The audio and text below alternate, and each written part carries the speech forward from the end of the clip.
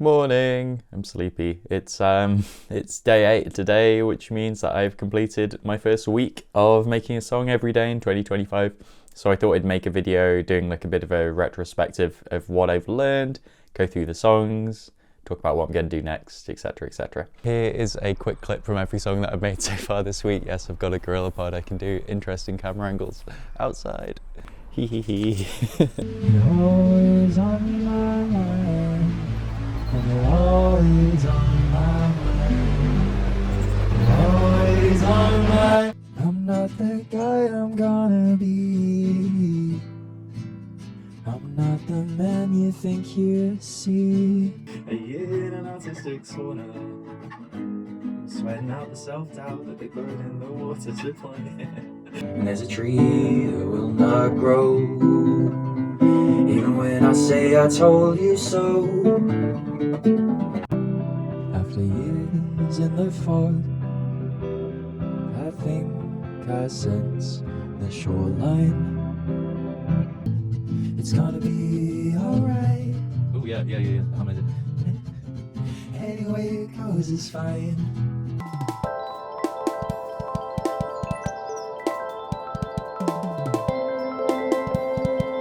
Man, it feels so special to compile those clips and put them next to each other and just be like, man, I really like these songs. This rules. I started making music in Ableton and in general in September of 2024, so I'm still new to this. So this really does just feel brand new.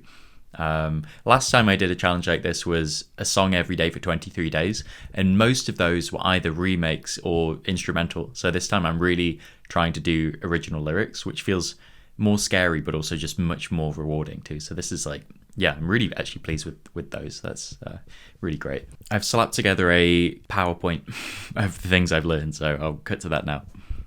Okay, so here's what I learned from week 1. These are the artistic bottlenecks that I focused on this week. Allowing myself to be sincere was a big one. I said the word cringe so many times in the first 2 videos. I have feelings and things to say. Like, this is just something that now feels really important. And yeah, the idea that it's not just that I'm bad at this, but it's just like a skill issue. So I've been working on it, and I'm really pleased with the progress I made this week. Like, I feel like I've made sincere songs that I like and that are honest rather than just shying away from that kind of thing. And yeah, I've gone from like maybe sincere music isn't for me to pretty much every song this week being sincere. So that just shows how silly that was. What else we got?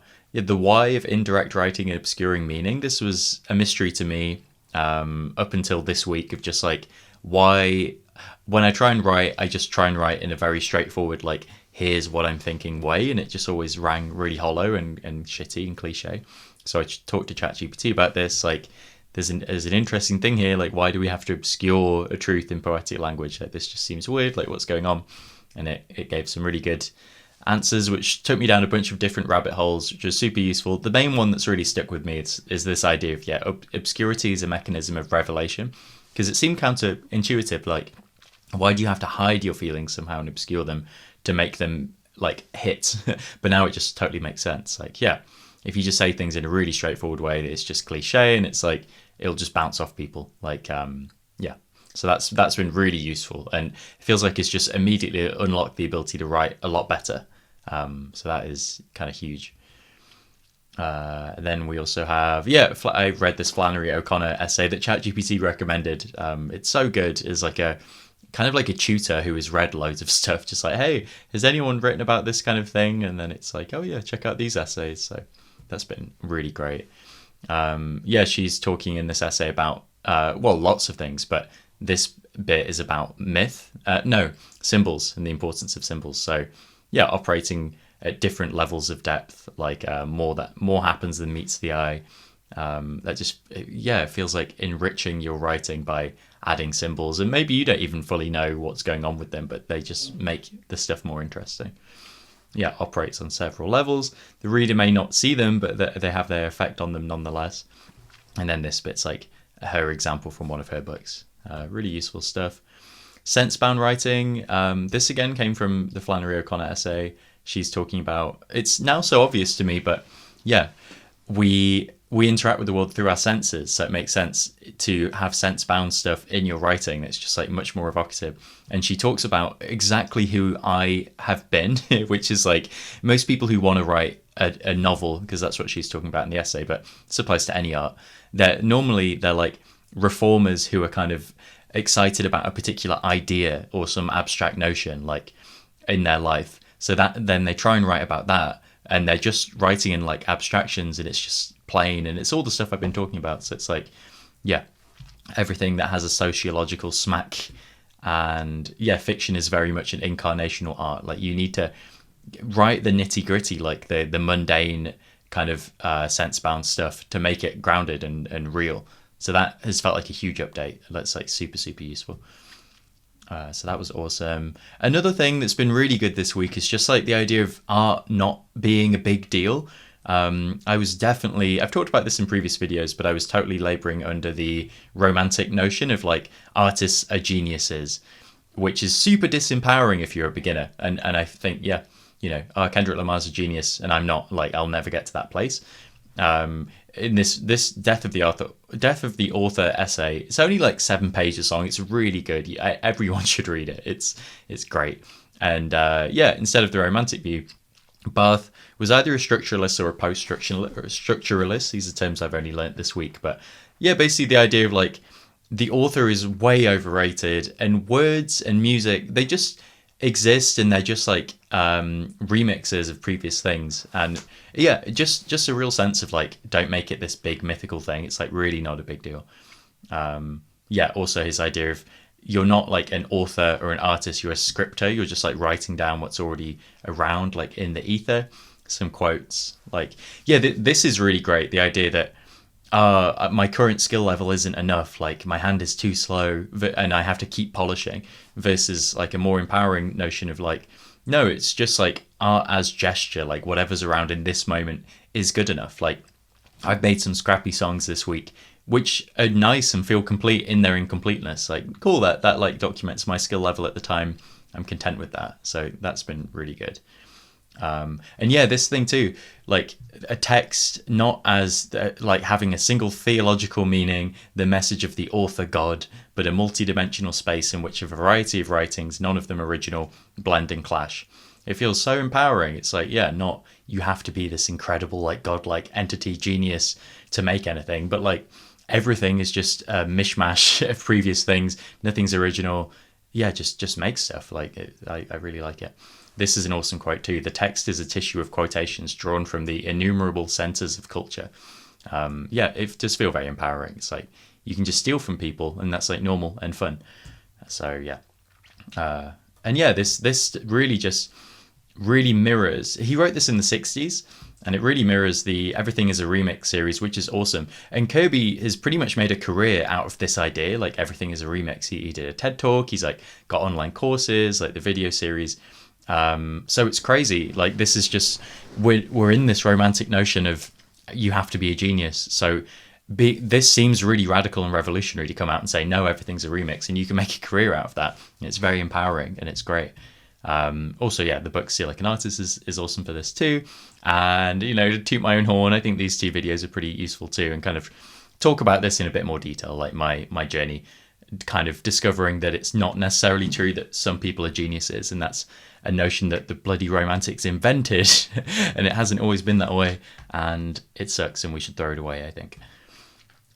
So yeah, they were the main things. They were the main like artistic bottlenecks that I've been working on. Other stuff, one thing I learned was that I can make a song, although not really a song. I can make like a verse, like a 1 minute or less thing, in like 30-ish minutes at the end of the day. So that's been really great, because yeah, there's just a sense of like, how the hell do you write? How do you come up with ideas? Like, it's so scary. Like, it feels very daunting. And then I've just left it to the end of the day. And then like nice stuff has happened. Like songs 4, 5, and 6, I think, were all just end of the day. And I'm really pleased with them. And they just came out of nowhere and just wouldn't have been made if I wasn't doing this challenge. So it's like, yeah, I am not a genius. I don't think I'm talented. I don't believe in talent. And this stuff just happens with a deadline and with like some preliminary work and learnings and stuff, but that's just been awesome. And it's really actually it's kind of disoriented me a bit, because my plan for this year was work as much as possible, get up at 4, work, like, because it's going to take ages. And now I'm like, oh shit, in 30 minutes I can write something that I kind of like, okay. Now what? Like, maybe I don't have to work like crazy. So I'm kind of wondering what's going to happen this year now. But so that's been cool.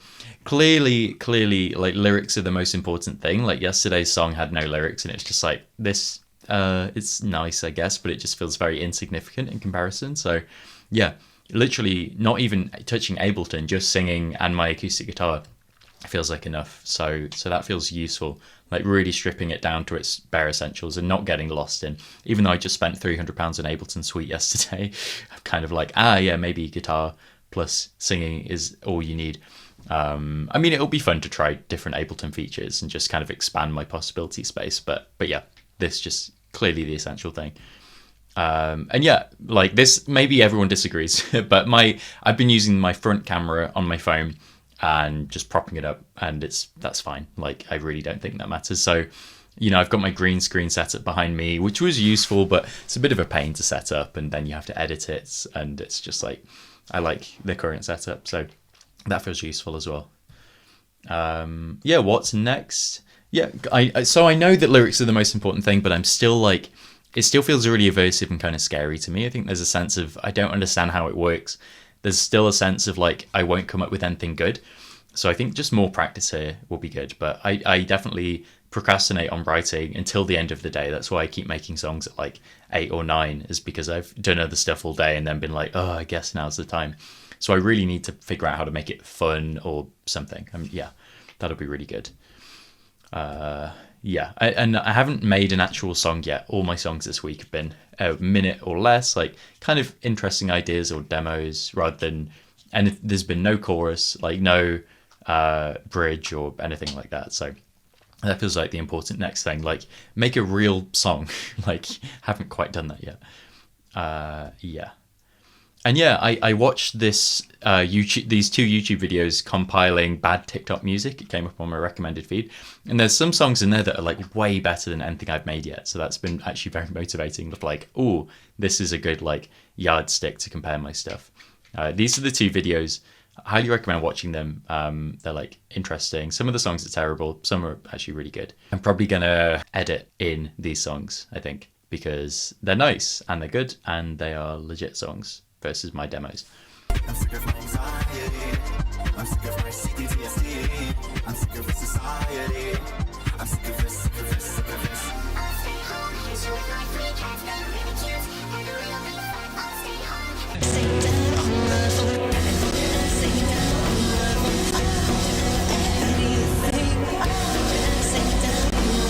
floor. And grabs the most delicious sugary cinnamon roll you've ever seen, and you're just like, That eating a cinnamon roll could ever look so hot. I love the cinnamon roll guy so much. I keep singing that to myself. I also keep singing these next 2 to myself, which they're both actually bad, but they're really funny.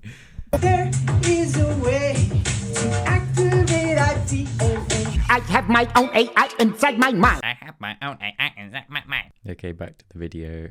Yeah, another thing is like, maybe I'll return to the songs that I made this week. That could be a thing that I do. I got a comment about this because, yeah, there's some nice ideas there. And just because it was the end of the day, I just got 1 verse in and was like, cool, I'm happy with that. But it could be really nice to try. And I definitely should, as an experiment, just give it a go. Like, it's got nothing to lose, and it could lead to, I could be halfway to having a full song already, and I just need to finish it off. So that's it for the moment.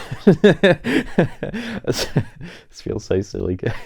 That's my week review. I still need to make today's song. It's relatively early, so I'm going to try and make something slightly more elaborate than what I've been doing. Feels like a low effort, like poor production quality value video, but you know, I'm making a video every day. So I want to say a big thank you to everyone who's watched so far. Like, every comment thrills me. Like, the fact that people watch the videos is so exciting and it just feels like a real privilege. I'm loving this so far. So this is awesome.